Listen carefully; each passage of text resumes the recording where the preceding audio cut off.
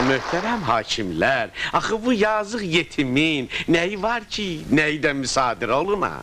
Bir həsirdir, bir də Məmməd Nəsir. Quru canıdır ki, onun da bilirsiniz də qiyməti 10 il 15 il. Qaldı onun var yoxu, o da olsun 7 manat yarım. Ah, 7 manat yarım. Xalı xalça, billur çılçıraqlar, 3-4 dana xaladenlik zil, stenka mebel, bunlar hamısı cehizdir də. Müddəhim evlənəndə stenka mebel yox idi. Doğrudur. Evlənəndən 15 il sonra qaynanası cehiz göndərmişdir şahidlərin qolu ilə. Bəs sürdüyü qaz 24 kimindir? O da qaynanasınındır. Lotereyasına düşüb. Bu da qəbz. Bəs kooperativ mənzil?